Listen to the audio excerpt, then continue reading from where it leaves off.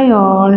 ഇന്ന് ഭഗവാൻ ശ്രീകൃഷ്ണൻ നിങ്ങൾക്ക് തരുന്ന മെസ്സേജസ് എന്തൊക്കെയാണെന്ന് നമുക്ക് നോക്കാം. ഇവിടെ ഫസ്റ്റ് കിട്ടിയ card flow with the rhythm ആണ്. ഇവിടെ ഭഗവാൻ പറയുന്നത് എല്ലാ കാര്യങ്ങളും അതിൻ്റെതായ രീതിയിൽ നടക്കട്ടെ എന്നുള്ളൊരു മൈൻഡ് സെറ്റ് നിങ്ങൾ ക്രിയേറ്റ് ചെയ്തെടുക്കുക എന്നുള്ളതാണ് ഫസ്റ്റ് മെസ്സേജ്. എല്ലാ കാര്യങ്ങളും അതിൻ്റെതായ രീതിയിൽ എന്താ പറയുക, ഒഴുക്കിനൊത്ത് നീന്തുക എന്നുള്ളൊരു മനോഭാവം സ്വീകരിച്ച് നിങ്ങൾ മുന്നോട്ട് പോവുക എന്നുള്ളൊരു മെസ്സേജാണ് ഇവിടെ തരുന്നത്. ഇവിടെ ഒരു കാര്യവും നിങ്ങൾ പിടിച്ചു വെക്കാതെയും അതുപോലെ തന്നെ സംശയത്തോടെ അതിനെ നോക്കിക്കാണാതെയും ഇരുന്നാൽ അതിൻ്റെ റിസൾട്ട് നിങ്ങൾക്ക് വളരെ അതിൻ്റെ മനോഹരമായ രീതിയിൽ തന്നെ കിട്ടുന്നതായിരിക്കും എന്നാണ് ഇവിടെ ഭഗവാൻ മെസ്സേജ് തരുന്നത്. നിങ്ങൾ എന്തൊക്കെയോ കാര്യങ്ങൾ പ്രതീക്ഷിച്ചുകൊണ്ട് പ്രവർത്തിക്കുന്നതായിട്ട് ഇവിടെ ഭഗവാൻ പറയുന്നുണ്ട്. അപ്പോൾ അങ്ങനെയുള്ള പ്രതീക്ഷയിൽ നിങ്ങൾ വർക്ക് ചെയ്യാതെ നിങ്ങൾ ആ പ്രതീക്ഷകളെല്ലാം ഭഗവാനിലോട്ട് സമർപ്പിച്ച് ഭഗവാൻ എല്ലാം നോക്കിക്കൊള്ളും എന്നുള്ളൊരു ചിന്ത മനസ്സിൽ കൊണ്ടുവരാനാണ് ഇവിടെ പറയുന്നത്. അപ്പം നിങ്ങൾക്ക് എന്താണോ റിസൾട്ട്, നിങ്ങൾ ചെയ്യുന്നതിൻ്റെ റിസൾട്ട്, ആ റിസൾട്ട് കൃത്യസമയത്ത് തന്നെ അത് ആ ഡിവൈൻ ടൈമിൽ തന്നെ നിങ്ങളിലോട്ട് എത്തിച്ചു തരുന്നതാണ് എന്നാണ് ഇവിടെ ഭഗവാൻ പറയുന്നത് കേട്ടോ. നിങ്ങൾ മാറ്റങ്ങളെയൊക്കെ അംഗീകരിക്കാനും അതുപോലെ തന്നെ എല്ലാ കാര്യങ്ങളും കൃത്യമായ സമയത്തിൽ നടക്കും എന്നുള്ളൊരു ഉറച്ച വിശ്വാസം മനസ്സിൽ കൊണ്ടുവരാനും ആ ഒരു നിലപാടെടുക്കുന്നതിലൂടെ നിങ്ങൾക്ക് സമാധാനത്തോടെ നിലനിൽക്കാൻ കഴിയും എന്നാണ് ഇവിടെ ഭഗവാൻ പറയുന്നത്. അടുത്ത മെസ്സേജ് എറ്റേണൽ ബോണ്ടാണ്. ഭഗവാനിലുള്ള നിങ്ങളുടെ ഉറച്ച വിശ്വാസവും ഭക്തിയും ഭഗവാൻ കാണുന്നുണ്ട്, അതിൻ്റെ വ്യാപ്തി ഭഗവാൻ മനസ്സിലാക്കുന്നുണ്ട് എന്നാണ് അടുത്ത മെസ്സേജ് ഇവിടെ തരുന്നത്. ഭഗവാനിലുള്ള നിങ്ങളുടെ പൂർണ്ണമായ അർപ്പണം നിങ്ങളും ഭഗവാനുമായിട്ടുള്ള ആത്മീയ ബന്ധത്തിനെ സ്ട്രെങ്തൻ ചെയ്യുന്നുണ്ട് എന്നിവിടെ ഭഗവാൻ പറയുന്നുണ്ട്. അതിലൂടെ നിങ്ങൾക്കൊരു ശാശ്വതമായ സമാധാനം ലഭിക്കും എന്നുള്ളൊരു മെസ്സേജാണ് ഇവിടെ ഭഗവാൻ തരുന്നത് കേട്ടോ.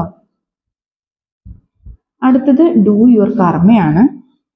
നിങ്ങൾ ശരിയായ കാര്യങ്ങൾ ഉത്തരവാദിത്വ ബോധത്തോടു കൂടി തന്നെ നിറവേറ്റുക എന്നുള്ളതാണ് അടുത്ത മെസ്സേജ്.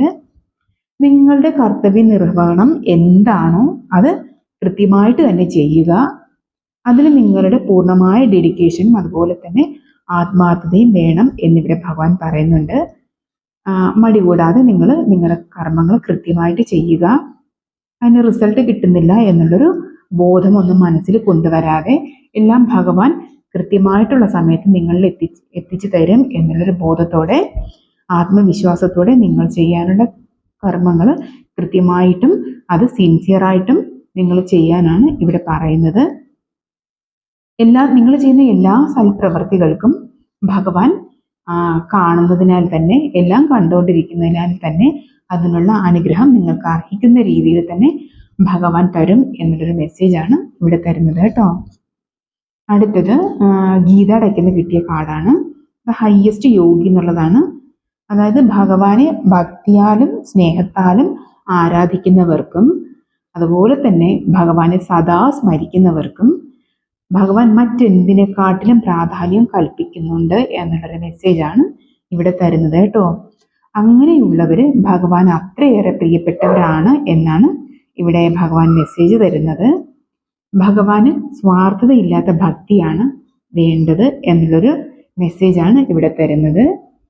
അങ്ങനെയുള്ളവര് മറ്റുള്ളവർ യോഗികളെക്കാട്ടിലും ഏറ്റവും മികച്ച ഭക്തരാണ്, അവരത്രയേറെ പ്രീതിക്ക് പാത്രമാവുന്നവരാണ് എന്നുള്ളൊരു മെസ്സേജാണ് ഇവിടെ ഭഗവാൻ തരുന്നത് കേട്ടോ. അടുത്തത് അണ്ടർസ്റ്റാൻഡിങ് ഗീതയാണ്. നിങ്ങളിപ്പോൾ ആത്മീയപരമായി വളരെയധികം പക്വത ആർജിച്ചിരിക്കുന്നു എന്നുള്ളൊരു മെസ്സേജാണ് ഇവിടെ തന്നിരിക്കുന്നത്. അപ്പോൾ ഇത്രയേറെ നിങ്ങൾ പക്വത ആർജിച്ചതിനാൽ നിങ്ങളിലേക്ക് വിസ്ഡം ഓപ്പണായി വരുന്നതായിട്ട് ഇവിടെ ഭഗവാൻ പറയുന്നുണ്ട്. അത് ഭഗവാൻ പല രീതിയിലൂടെ നിങ്ങൾക്ക് തരുന്നതായിരിക്കും എന്ന് പറയുന്നുണ്ട്. നിങ്ങളിലോട്ട് അഗാധമായ പല അറിവുകളും ഭഗവാൻ തരും എന്നുള്ളൊരു മെസ്സേജാണ് ഇവിടെ പറയുന്നത്. ഭഗവാൻ നിങ്ങളുടെ ശുദ്ധമായ ഹൃദയത്തെയും അതുപോലെ തന്നെ നിങ്ങളുടെ സത്യസന്ധതയെയും ഭഗവാൻ വിശ്വസിക്കുന്നു. അതുകൊണ്ട് മാത്രമാണ് നിങ്ങളിലോട്ട് ഈ വിസ്ഡം ഓപ്പണാക്കി തരുന്നത് എന്നുള്ളൊരു മെസ്സേജാണ് തരുന്നത്. കാരണം നിങ്ങൾ അത്രയേറെ ആത്മീയമായി പുരോഗതി കൈവരിച്ചു കഴിഞ്ഞു. അതുപോലെ തന്നെ നിങ്ങൾ അത്രയേറെ പക്വത നേടിയവരും ആയി തീർന്നു എന്നുള്ളൊരു മെസ്സേജാണ് ഇവിടെ ഭഗവാൻ തരുന്നത്. നിങ്ങൾ ആത്മീയ ജ്ഞാനം നേടുന്നത് തുടർന്നുകൊണ്ടിരിക്കുക. അത് നിങ്ങൾക്ക് കിട്ടുന്ന വിസ്ഡം എന്താണോ അത് മറ്റുള്ളവർക്ക് കൂടെ പകർന്നു നൽകുക, പഠിപ്പിക്കുക എന്നുള്ളൊരു മെസ്സേജാണ് ഇവിടെ ഭഗവാൻ തരുന്നത് കേട്ടോ. അടുത്തത് റീഇൻകാർണേഷൻ ആണ്.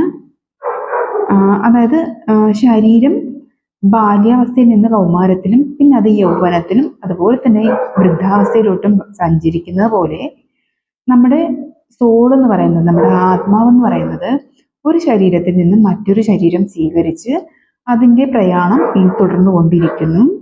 ഈ ഒരു അറിവ് നിങ്ങൾ എപ്പോഴും ഓർക്കുക എന്നുള്ളൊരു മെസ്സേജാണ് ഇവിടെ ഭഗവാൻ തരുന്നത്. ആത്മാവ് എന്നുള്ളത് ശാശ്വതമാണ്, അത് മനസ്സിലാക്കുക, അത് അംഗീകരിക്കുക എന്നുള്ളൊരു മെസ്സേജാണ് ഭഗവാൻ ഇവിടെ പറയുന്നത്. മാറ്റങ്ങളെയും അതുപോലെ തന്നെ ശരീരം ഉപേക്ഷിക്കലിനെയും ഒക്കെ നിങ്ങൾ ഭയപ്പെടാതെ ജീവിക്കുക എന്നുള്ളൊരു മെസ്സേജാണ് ഇവിടെ ഭഗവാൻ തരുന്നത്. അപ്പോൾ ഇത് ഇത്രയാണ് ഇന്നത്തെ മെസ്സേജ്. Thank you.